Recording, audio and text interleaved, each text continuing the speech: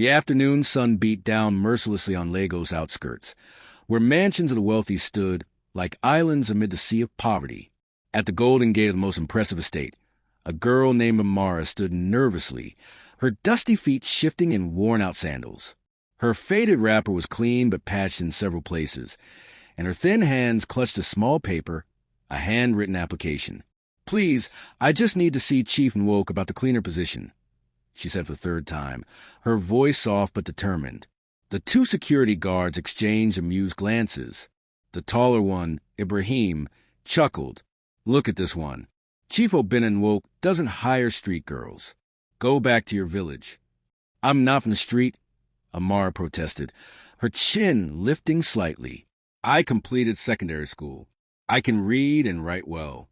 I just need—" "You need to leave before we remove you," the second guard interrupted, pointing to the road. "Look at you. Those feet haven't seen proper shoes in years." Amara swallowed hard, but stood her ground. The advertisement said no qualifications needed, just willingness to work hard. "I am willing. I need this job, please." Just then, the purr of a luxury car engine drew their attention. A gleaming black Mercedes approached the gate, and the guards instantly straightened. The gate swung open automatically, but to everyone's surprise, the car stopped just inside. The tinted window rolled down, revealing the stern face of Chief Obinna Nwoke himself. He was an imposing man of 50, with a clean-shaven head that gleamed like polished wood and eyes that seemed to calculate your worth in naira before you spoke a word. His tailored agbada, blue with gold embroidery, probably cost more than what Amar's entire family earned a year. "What's this commotion?" he demanded, his voice deep and impatient. Ibrahim bowed slightly. "Just a village girl, sir. She thinks she can work in your house. We're sending her away." Chief Obinna's eyes narrowed as he studied Amara. She felt exposed under his gaze, but forced herself to look up. Their eyes met briefly, hers hopeful, his cold. "You? Work here," he finally said, his lips curling into a mocking smile. "Look at yourself, girl. You're not even fit to clean my shoes." The guard snickered. Amara's face burned with humiliation, but she thought of her mother lying ill at home, of the unpaid hospital bills, of her younger siblings who had eaten nothing but Gary for 3 days. "Sir, I will work harder than anyone," she said, her voice trembling but clear. "I need this job because my mother is sick. I'm stronger than I look." Chief Obinna's amusement faded to irritation. "Do you think I built this empire by listening to sob stories? Everyone has problems. Only the strong survive." He gestured dismissively. "Go find work at the market. My house requires standards, people who understand cleanliness and proper presentation." As he spoke, an elderly gardener worked silently nearby, pruning the bougainvillea that decorated the perimeter wall. His weathered hands moved methodically, but his eyes missed nothing. He paused briefly, observing the interaction. "Please, sir." Amara tried once more. "Just a chance." "Enough," Chief Obinna snapped. "Ibrahim, make sure this girl never passes my gate again. I don't want to see her face when I return." With that, he rolled up his window and drove toward his mansion, leaving Amara standing in a cloud of dust. The guards crossed their arms, their message clear. She had no choice but to leave. As Amara turned away, tears threatening to spill, she heard a gentle voice. "Child." She looked back to see the old gardener gesturing subtly for her to approach the hedge where he worked. "Don't give up," he whispered when she drew near. The chief wasn't always like this. Pride has blinded the mighty again. "What do you mean?" Amara asked, wiping her eyes quickly. The old man glanced toward the mansion. Some forget their past when fortune smiles on them. They build walls of gold, but lose their souls. He pressed something into her palm, a small piece of paper. "The General Hospital needs cleaners. Mention Baba Kalechi's name. It pays less, but has more honor than working here." Amara looked down at the paper with a contact name and number. "Thank you," she whispered, clutching it like a treasure. The gardener nodded, then returned his pruning as though nothing had happened. Amara tucked the paper safely in her wrapper and began the long walk home. She would have to tell her mother that, once again, she had failed to find work. Meanwhile, The gardener waited until Chief Obina's car was parked in the circular driveway. The billionaire had gone inside, but his driver was still removing documents from the passenger seat. When no one was looking, Baba Kalechi approached the vehicle and discreetly dropped something through the slightly open window, a small, tarnished brass locket.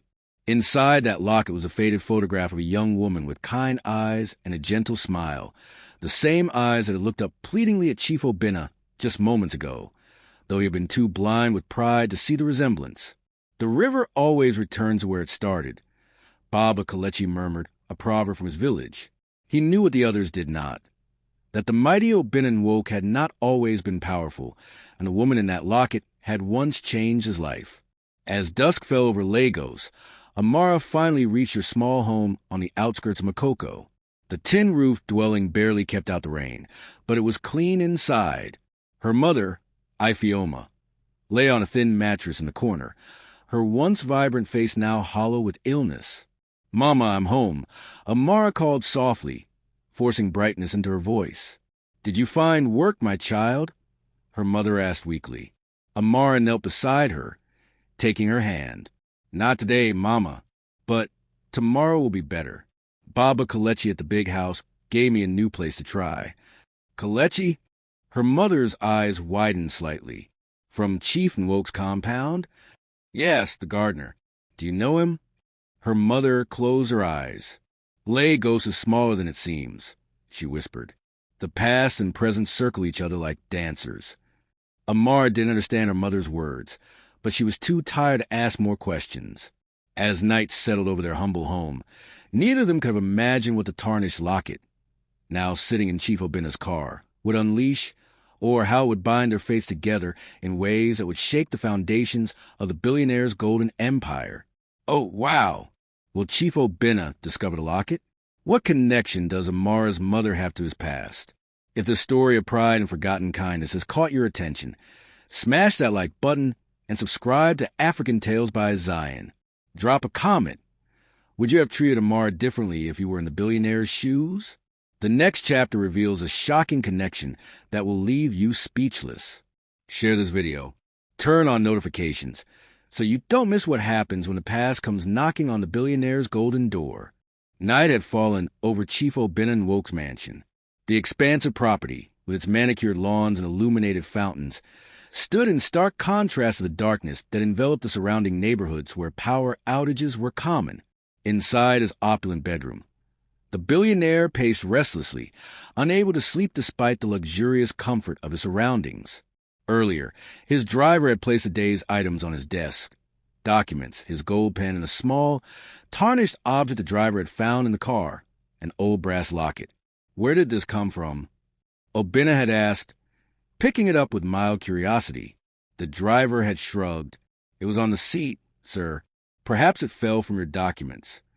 Now, hours later, that same locket lay open in Obina's palm as he stood by the floor-to-ceiling windows overlooking Lagos. The face inside, a young woman with gentle eyes and a warm smile, had stirred something long buried in his memory. Something he had spent decades trying to forget. "Impossible," he whispered, his fingers trembling slightly as they traced a worn photograph. The face belonged to Ifeoma, a woman he hadn't seen in 25 years. A woman who had once saved his life when he was nobody, just a struggling young trader with empty pockets and desperate dreams. Sleep now impossible. Obina sank into his leather armchair and closed his eyes, the locket clutched in his hand. Memories he had locked away came rushing back like a flood breaking through a dam.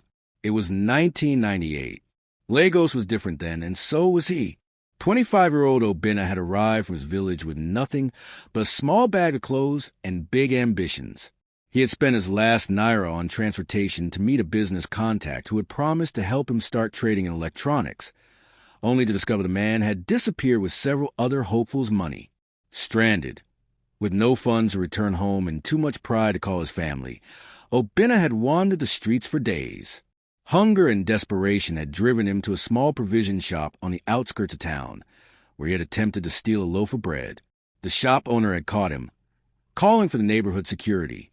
Theft could mean a beating, or worse. As a crowd gathered, a young woman stepped forward, Ifeoma, who ran a small food stall nearby. "Wait," she had said, her voice calm but firm. "Let me pay for what he took." The shop owner had protested. "This thief needs to learn a lesson." "And what lesson is that?" Ifioma had asked. "That hunger turns men into animals? Or that our community has no mercy?" Her words had quieted the crowd. She had paid for bread, then turned to Obinna. "Come, you will eat properly today." At her modest home, she had fed him jollof rice with chicken, a meal he still remembered the taste of. That night, a gang of thieves had broken into homes on her street. It was Obinna who had heard them first and warned her, helping to alert neighbors before anything was stolen. In gratitude, she had allowed him to sleep in her storage room for 2 weeks while he found work loading trucks at the market. When he finally saved enough to rent a small room, she had given him a parting gift, a simple bracelet made of raffia. "For protection," she had said, "and to remind you that kindness isn't weakness." "I'll repay you someday," he had promised fervently. "When I succeed, I'll come back and build you a proper house."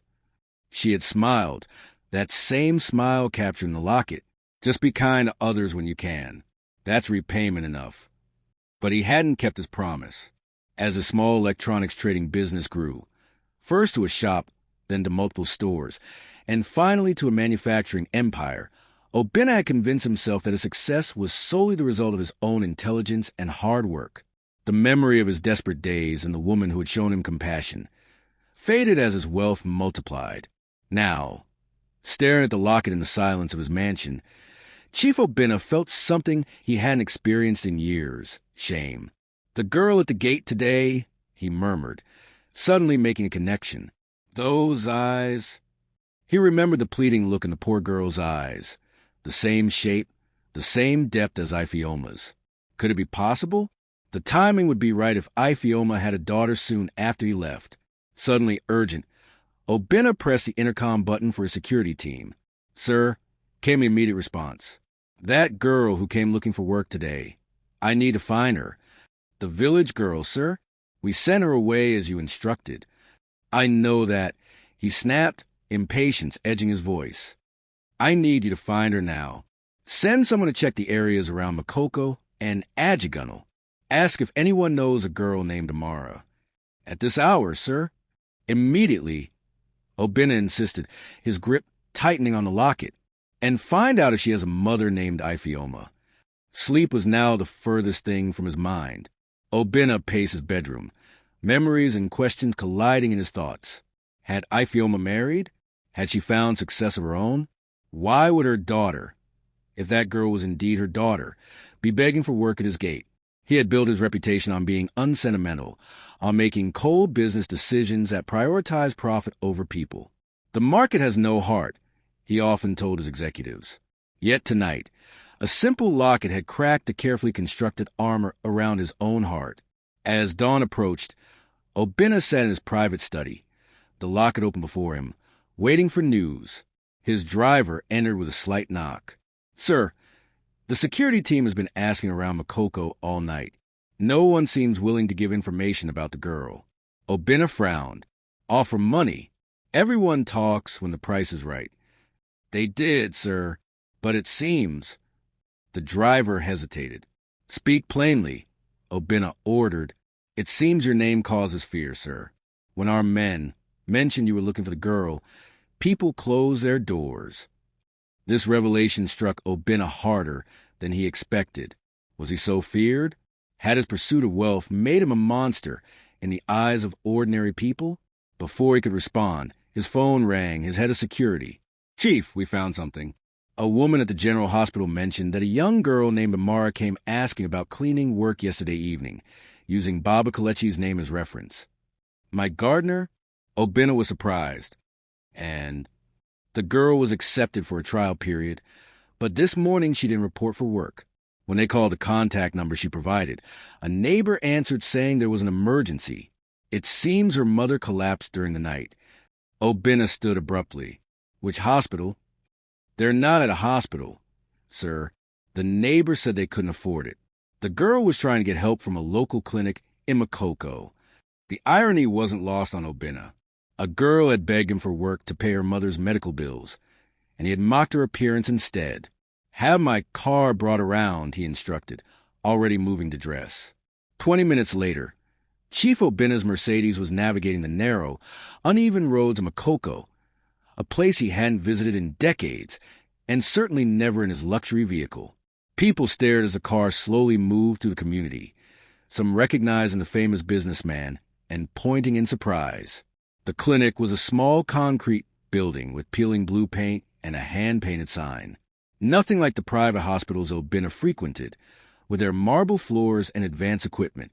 Inside, the waiting area was crowded with patients sitting on plastic chairs, some on the floor. The air was thick with the smell of disinfectant and sickness. Conversations hushed as he entered, his expensive agbada and authoritative presence immediately drawing attention. A nurse approached cautiously.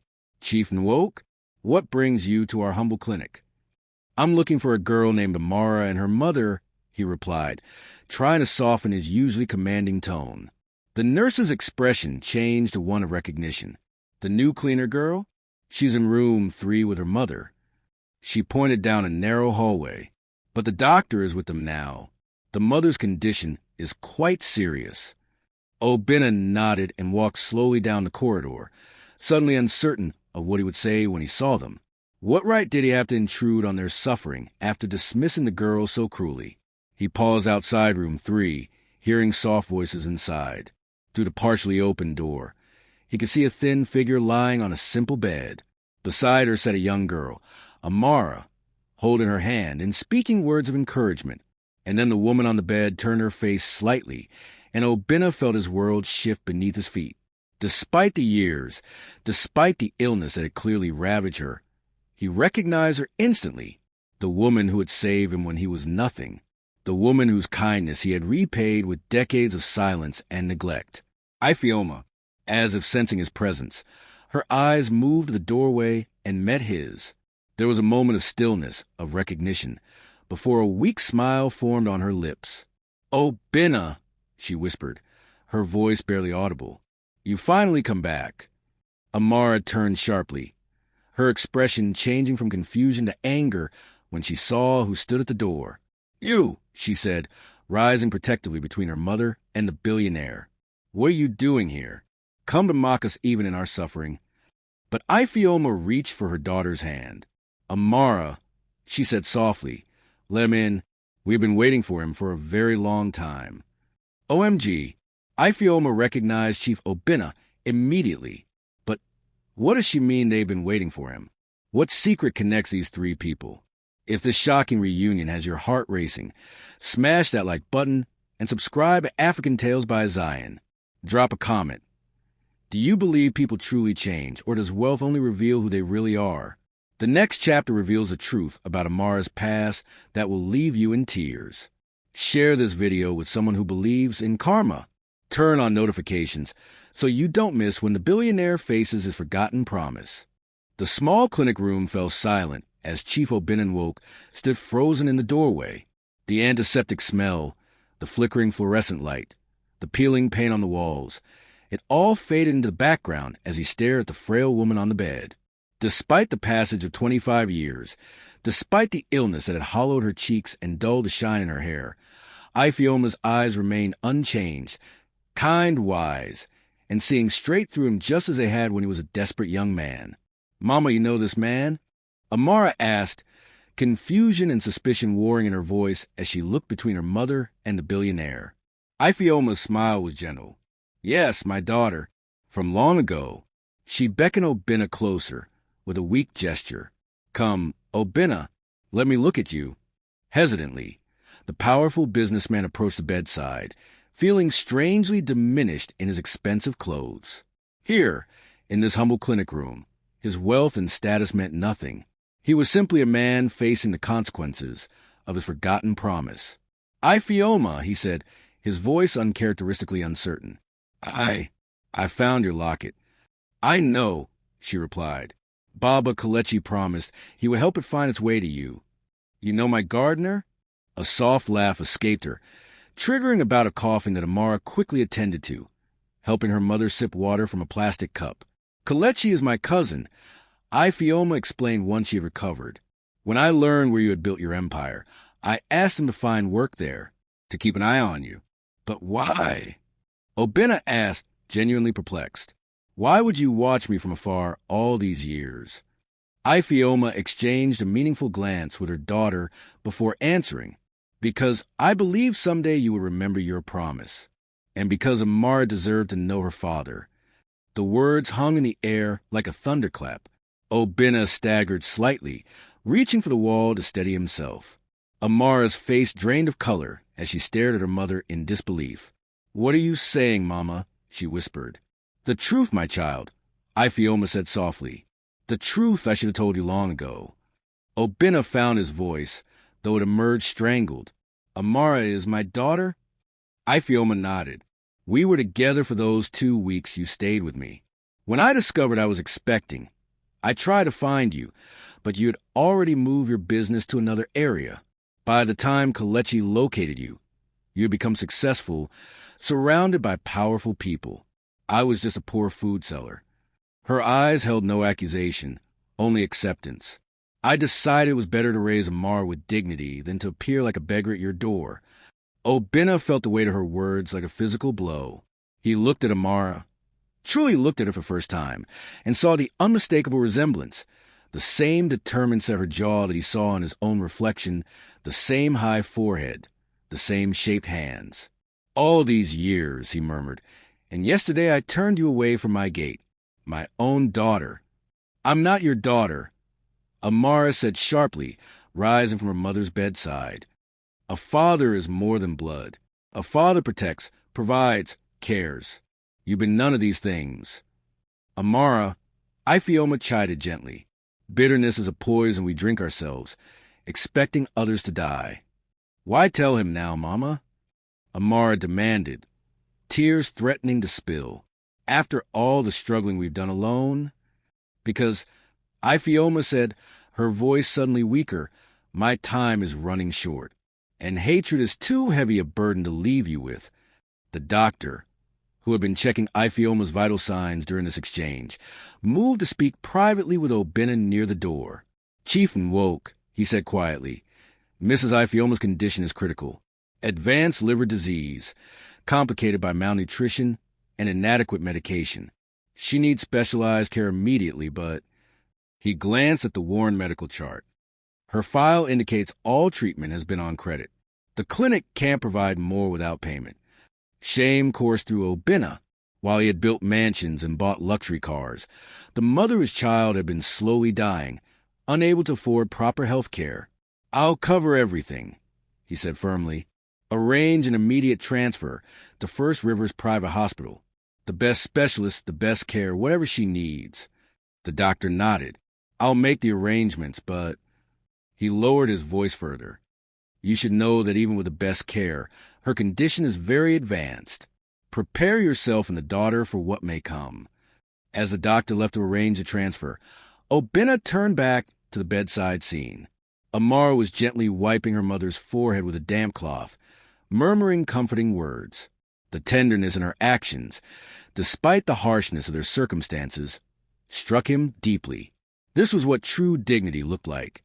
Not the artificial prestige he had constructed around himself, but this unbreakable bond between mother and daughter, this grace in the face of suffering. "Amara," he said quietly, "your mother will be transferred to a private hospital. She'll receive the best care available." "We don't need your charity," Amara began, but Ifeoma placed a restraining hand on her arm. "Daughter, pry has no place at death's door. Let him help now." Within the hour, an ambulance had arrived to transfer Ifeoma to First River's private hospital, the same exclusive facility where governors and oil executives receive their care. Obinna arranged for a private suite, astonishing the hospital staff with his instructions for no expense to be spared. As evening fell, Ifeoma rested in the comfortable hospital bed, connected to modern monitors and 4 drips that delivered the medications she had been unable to afford for so long. Amara sat vigilantly by her side, still wary of Obinna but no longer openly hostile. The billionaire stood by the window, looking out at the Lagos skyline, a vista of lights and buildings, many of which he owned. Yet now, All his acquisitions seemed hollow compared to what he had unknowingly forsaken. "She has your determination," Ifioma said softly, breaking the silence. From the time she could walk, Amara knew what she wanted and wouldn't stop until she got it. Obinna turned back to bed, like insisting on seeing the billionaire to ask for a job. A slight smile touched Ifeoma's lips. "She didn't know who you were to her.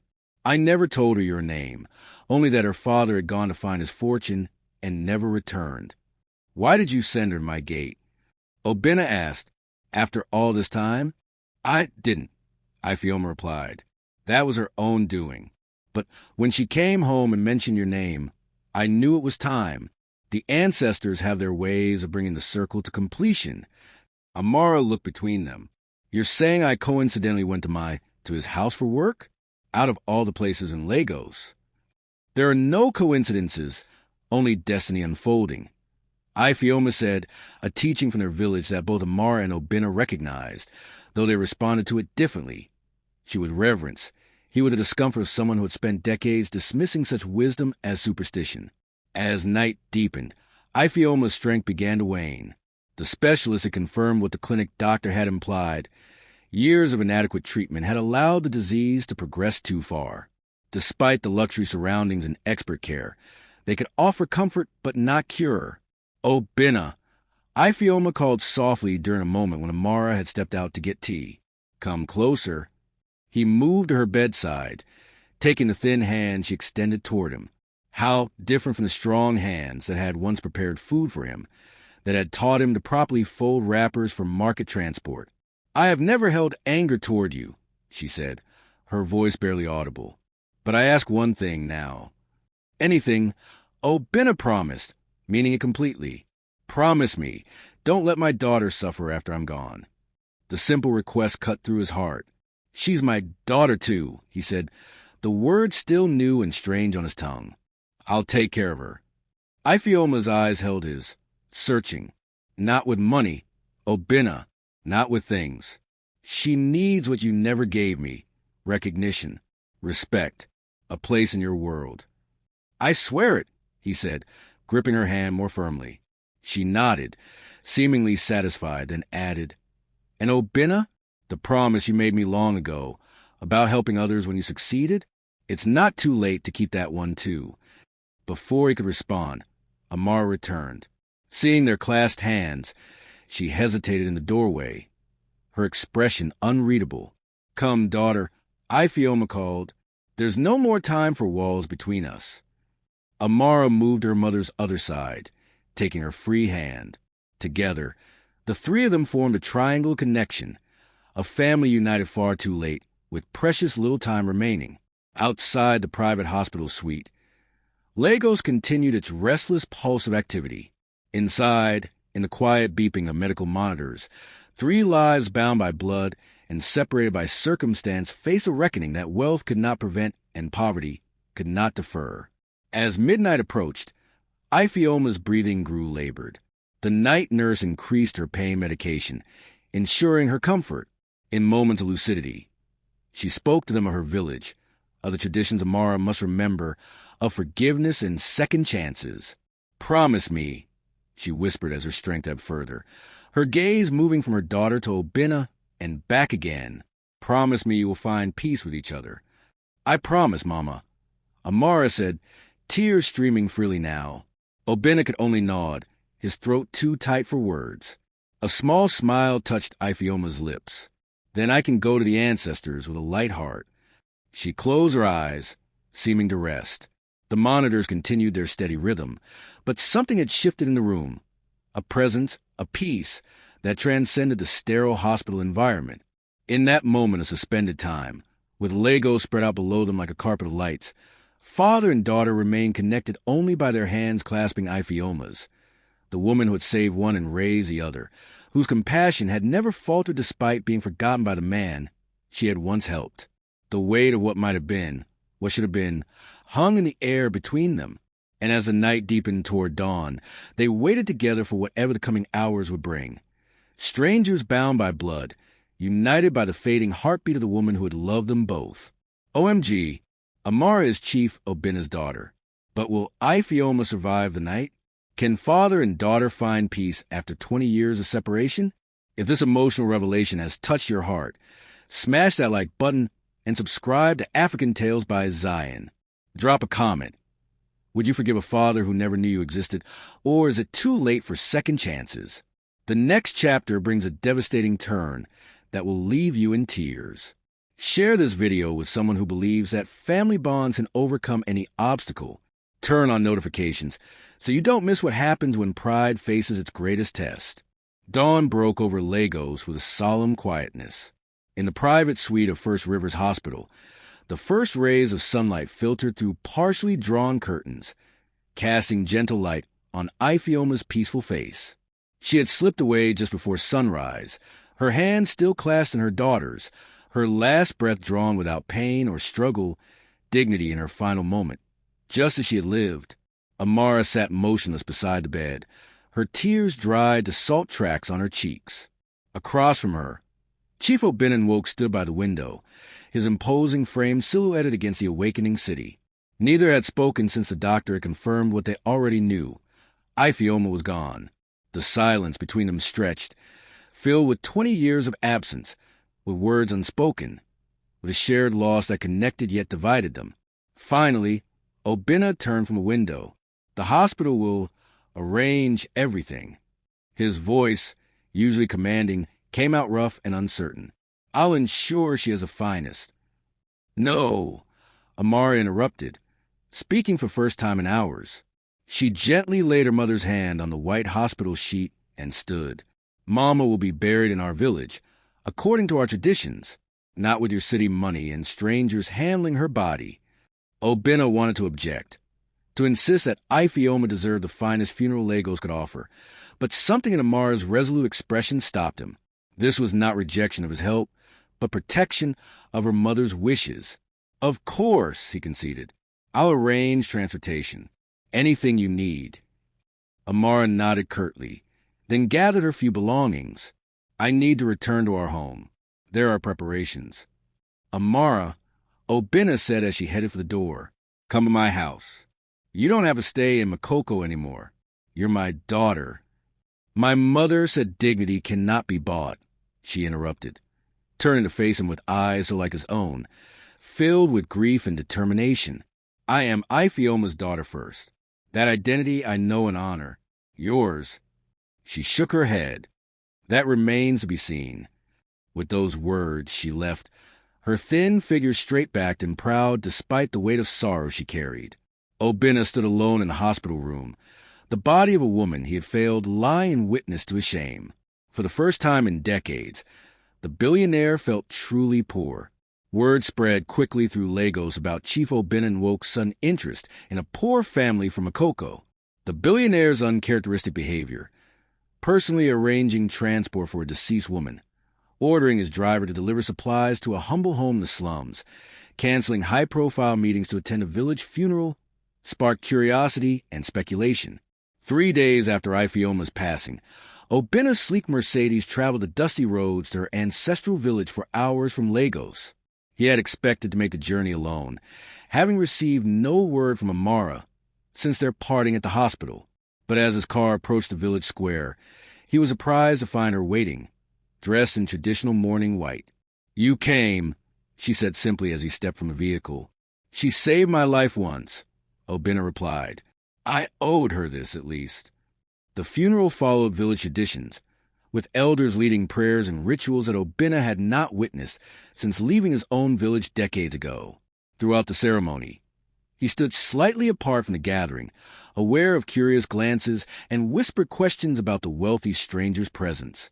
Amara moved through the rituals with grace, accepting condolences from villagers who had known her mother in her youth. Several times, Obinna noticed people glancing between him and Amara, noting the unmistakable resemblance that now seemed so obvious. As the sun began to set and Ifeoma was laid to rest beneath a flowering tree, an elderly woman approached Obinna. You are the one, she stated rather than asked, her wrinkled face studying him intently. The traitor boy Ifeoma saved. Obinna nodded, uncomfortable under her scrutiny. She never spoke ill of you, the old woman continued. even when her belly grew and no husband appeared. Such a heart she had. She glanced toward Amara, who was placing flowers on a fresh grave. The daughter has the same heart, though life has made it harder. But a heart of stone gives birth to children of stone, while a heart of flesh gives life to mercy. Before Obinna could respond, she had moved away, leaving him with her cryptic wisdom echoing in his mind. After the burial, Amara approached him. "Thank you for coming," she said formally. "Mama would have appreciated it." "Amara," he began, "come back to Lagos with me, to my home. You're my daughter, and I have arrangements to make here," she interrupted. "The village elders have offered me my mother's old family house. I'm staying. For how long? I don't know." Her voice softened slightly. "I need time," Chieftain woke. The formality stung more than he expected. "I understand," he said, though he didn't, not really. In his world, problems were solved with money and power. This human complexity was territory he had forgotten how to navigate. Obinna returned to Lagos alone, to his empire and wealth that suddenly seemed hollow. He threw himself into work, trying to distract himself from thoughts of the daughter who had refused his offer, of the woman he had failed, of the family he might have had. But fate had other plans. 1 week after Ifeoma's funeral, his driver knocked tentatively on his office door. "Sir, there's something you should see." The driver handed him a tablet, showing a social media video gone viral. Obinna's blood ran cold as he recognized himself on the screen, standing at his gate, looking down at Amar with contempt. "You? Work here? You're not even fit to clean my shoes." The footage, obviously recorded by one of the security guards seeking entertainment, had been uploaded with a caption. "Watch Billionaire Chieftain Woke mock poor girl begging for work. Girl turns out to be his secret daughter." The video had millions of views already, with thousands of angry comments condemning his cruelty.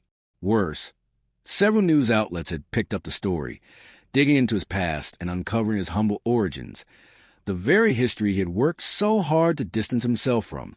"Get my PR team," he ordered sharply. "Now." But damage control proved impossible. By evening, the story had evolved, with journalists discovering Ifeoma's recent death and Amar's refusal to live with her newfound father. Business associates began canceling meetings. Stock in his companies plummeted as public outrage grew. The next morning, his phone rang incessantly with calls from board members, investors, and partners, all demanding explanations, distancing themselves, or outright severing ties. The empire he had built on his reputation now crumbled under the weight of 7 seconds of exposed cruelty. By week's end, 3 major investors had pulled out of his companies. His board of directors called an emergency meeting and voted to remove him as CEO to salvage what remained of their corporate image. The banks, sensing weakness, called in loans that had previously been extended with merely a handshake. In just 7 days, Chief Obinna Woke watched 25 years of empire-building collapse like a house of cards. His wealth, tied up in company shares that were now nearly worthless, evaporated. His reputation, once his most valuable asset, lay in tatters. The final blow came when his mansion, mortgaged to finance his latest business expansion, was foreclosed upon. With nowhere else to go, he took a small room in a modest hotel on the outskirts of Lagos, paying with one of the few credit cards that hadn't yet been canceled. Alone in the sparse room, Obinna sat on the edge of the bed, head in his hands. He thought of Ifeoma, who had once given him shelter when he had nothing. He thought of Amara, who had inherited her mother's strength but not her immediate forgiveness. He thought of the old gardener, Baba Kalechi, who had watched silently for years, waiting for justice to find its own path. Pride, which had been a companion for so long, now abandoned him in his hour of need. In its place came something unfamiliar, humility, raw and painful, stripping away the layers of pretense until only the essential truth remained. He was not Chief Obinna Woke, billionaire and empire builder. He was simply Obinna, a man who had forgotten his roots, broken his promises, and lost his way. 6 months passed. Lagos continued its relentless pace, quickly forgetting yesterday's scandal in favor of today's gossip. But the city had not forgotten Obinna Woke entirely. His fall from grace had become a cautionary tale in business circles, a modern parable about pride's inevitable downfall. No longer able to afford even a modest hotel, Obinna had moved between increasingly cheaper accommodations until finally, with his last resources exhausted, he found himself truly homeless for the first time since those desperate days before Ifeoma had saved him. The irony wasn't lost on him as he wandered the streets, his designer clothes now worn and dirty, his once polished shoes scuffed beyond recognition. He had come full circle, returning to the very poverty he had spent a lifetime trying to escape. One rainy afternoon, hungry and desperate, Obinna found himself drawn to a building in a neighborhood he didn't recognize, a simple structure with a hand-painted sign.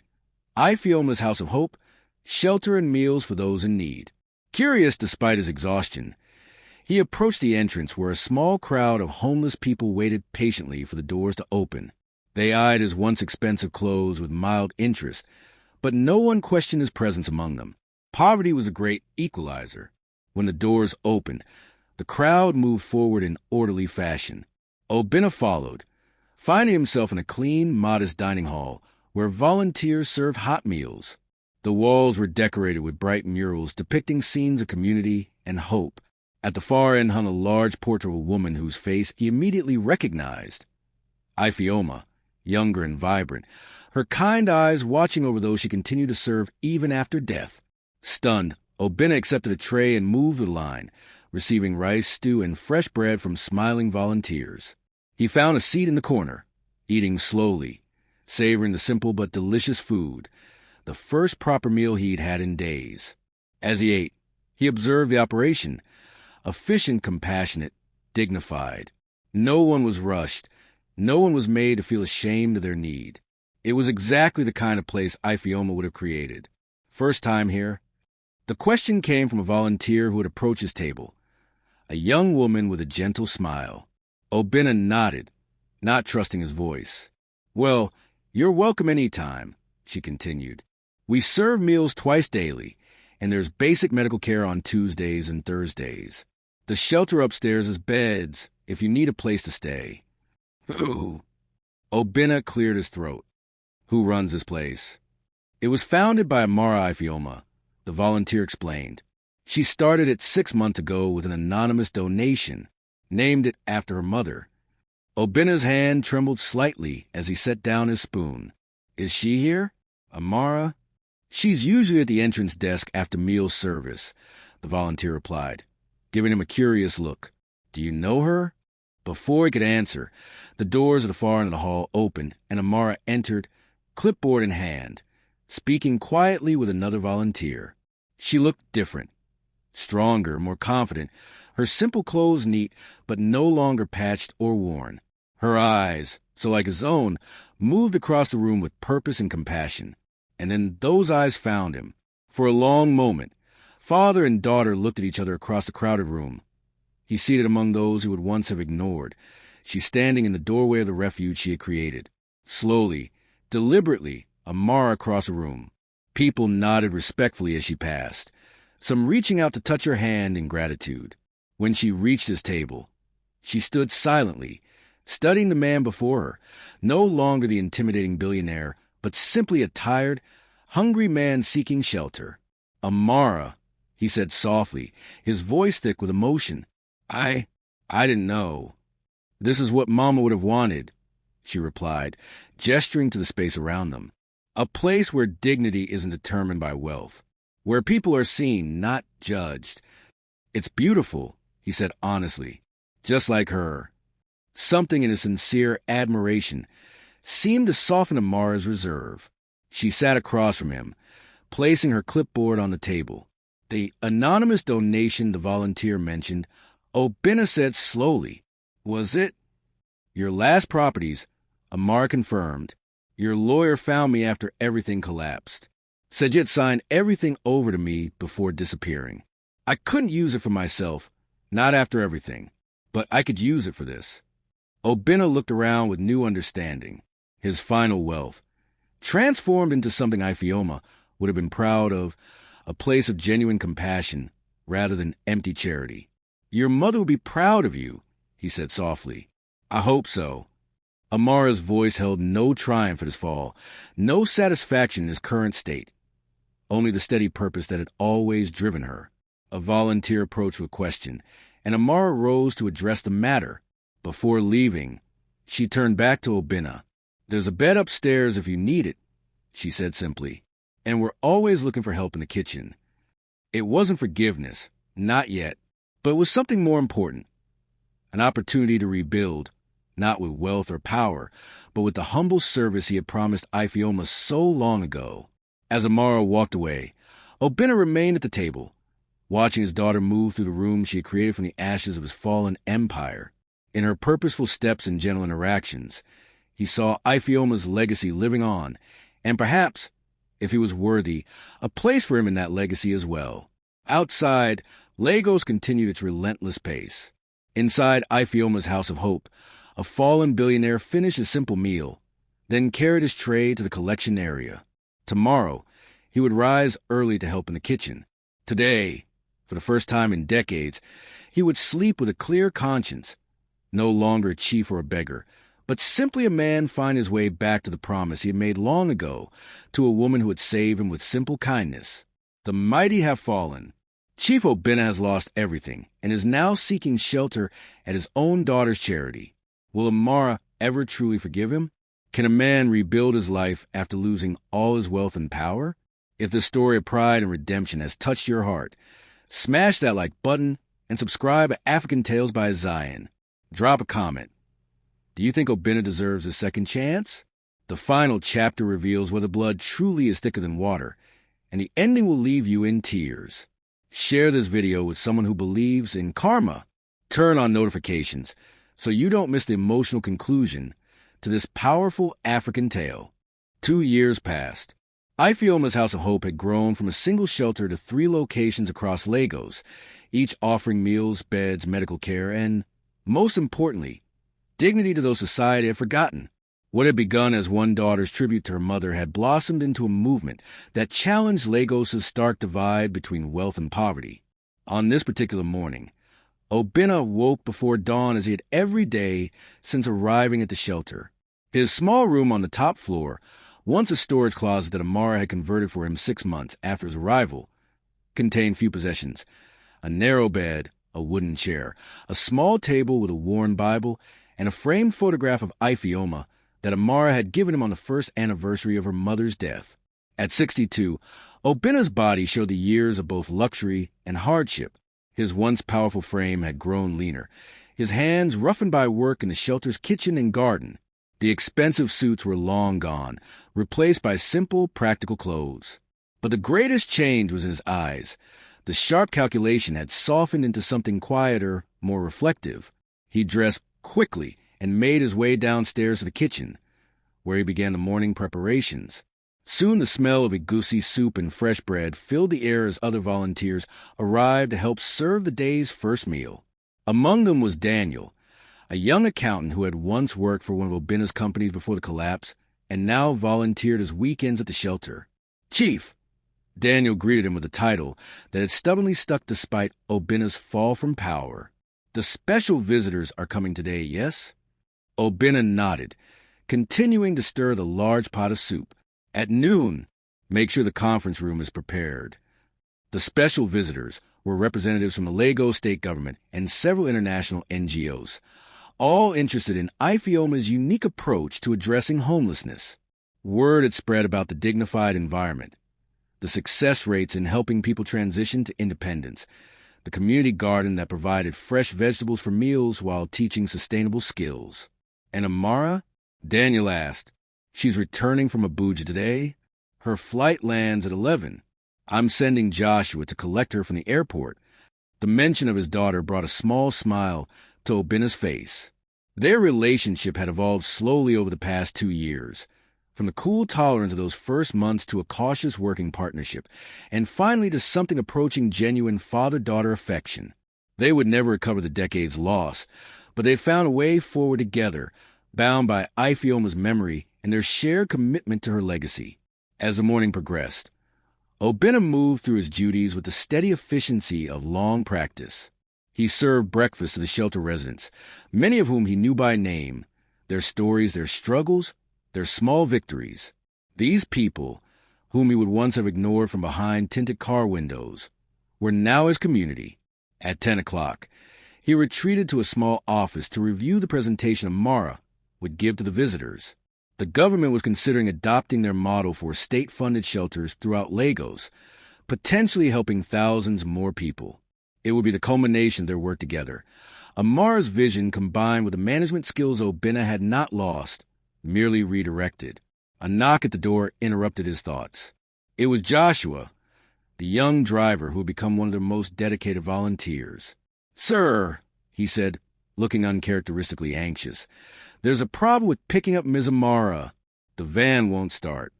Obinna frowned. "The mechanic checked it just last week."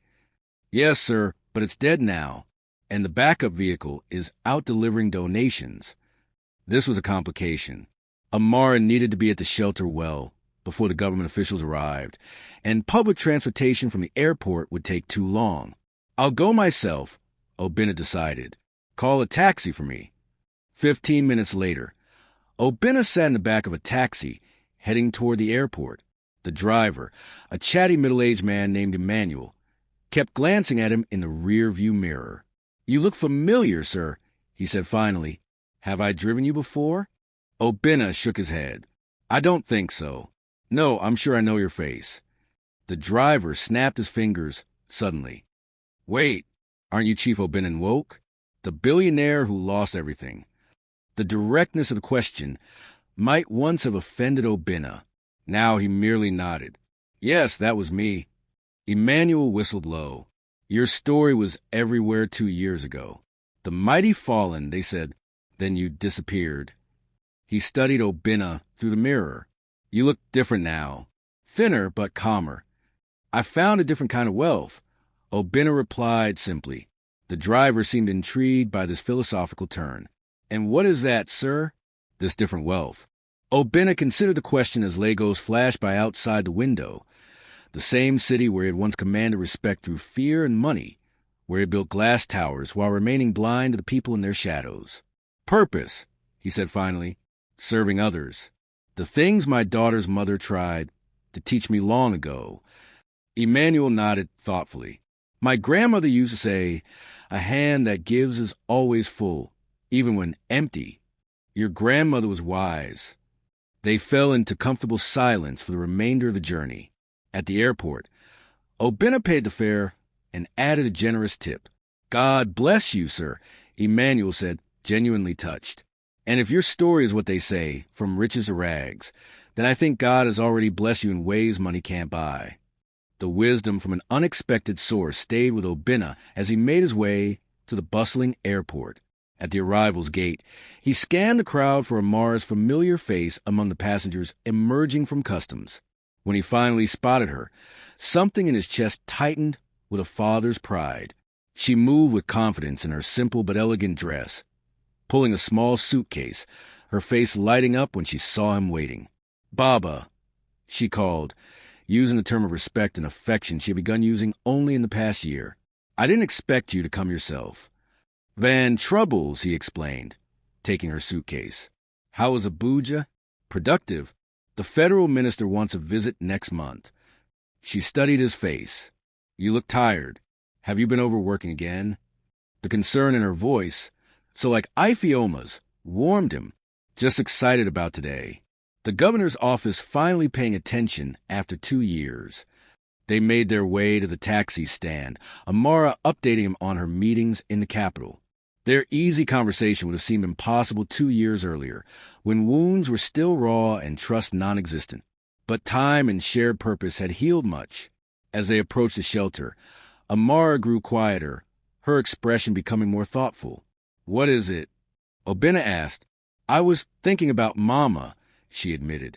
"Today feels important. Like everything we built is approaching a turning point. She would be proud." Obinna said the words he had repeated many times over the years, each time meaning it more deeply. "Of both of us, I think," Amara added softly. The shelter came into view, a simple but well-maintained building with Ifeoma's House of Hope painted in bright colors above the entrance. Outside, Residents tended the community garden, where vegetables grew in neat rows. Children played in a small courtyard, supervised by volunteers. It was a scene of simple dignity, of community, everything Ifioma had valued. They entered to find the shelter humming with anticipation. Volunteers moved purposefully, preparing for the important visitors. Daniel approached immediately. "They're early," he said anxiously. "Already in the conference room." Amara nodded calmly. "Give us 5 minutes, then we'll join them." In the small office, Amara quickly refreshed herself after the journey, while Obinna gathered the presentation materials. "Baba," she said suddenly, "there's something I need to tell you before we go in." The seriousness in her tone made him look up. "Is something wrong?" "No." She smiled, though there was nervousness in it. "I've been offered a position with the International Aid Commission. It would mean overseeing shelter programs across West Africa, implementing what we've built here on a much larger scale." Pride and loss warred in Obinna's heart. "That's wonderful news." "It would mean traveling," she continued, "being away from Lagos for months at a time." "You should accept," he said firmly. "Your mother's vision deserves to spread." Amara studied him. "But what about you? This place?" "I'll be here," he assured her. "This is my home now. My purpose." She nodded, seemingly relieved by his support. "There's one more thing. The commission wants to name their flagship program after Mama." Tears unexpectedly pricked at Obinna's eyes.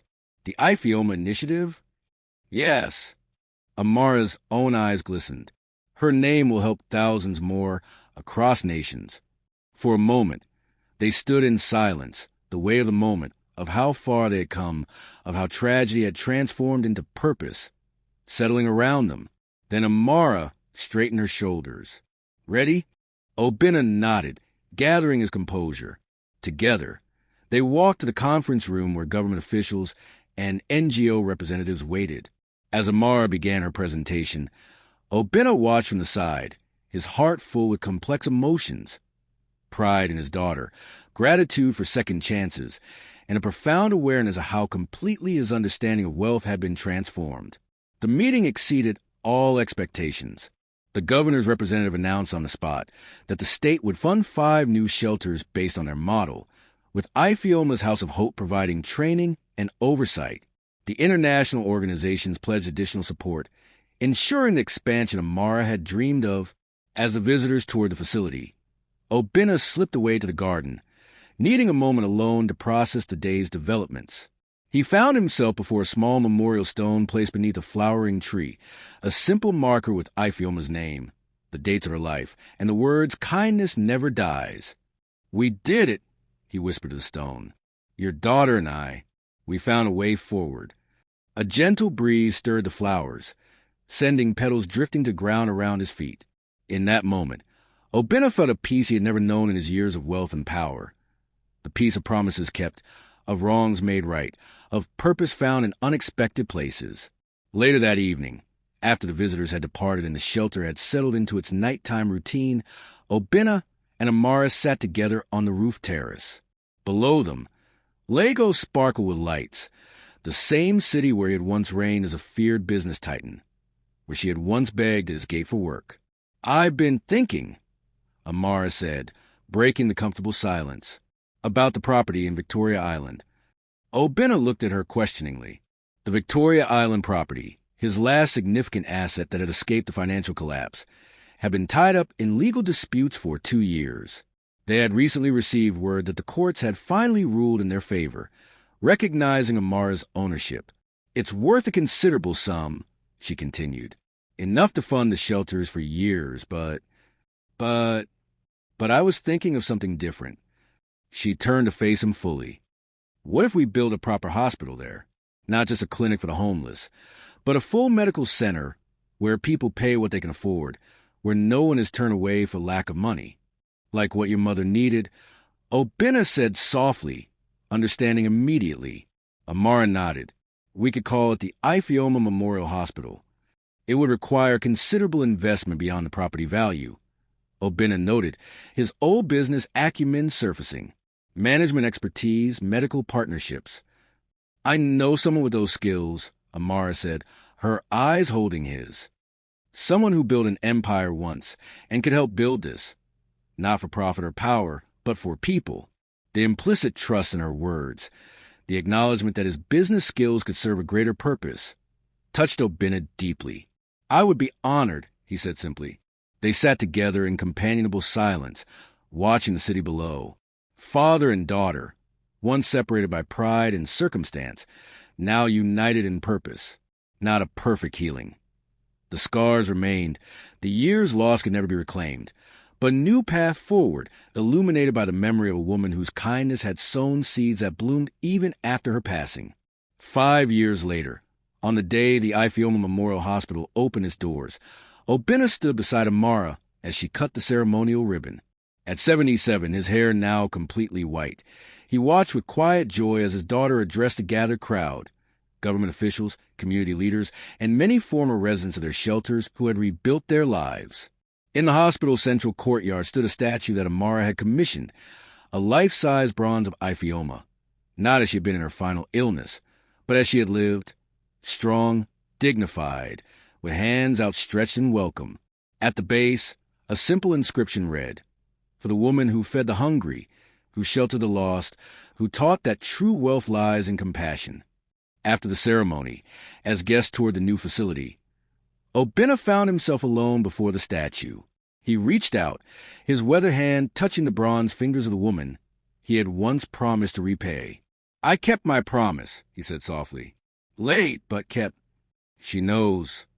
He turned to find Amara beside him, her expression gentle. She took his arm, guiding him to a bench beneath a flowering tree similar to the one under which her mother had been buried. "When I came to your gate that day," she said, "seeking work, I had no idea how our lives would change." Obinna nodded. "The day I mocked you was the day my true education began." They sat together, watching as people moved through the courtyard, doctors, nurses, patients, visitors. A place of healing built from the remnants of a fallen empire, from a daughter's love, from a father's belated awakening.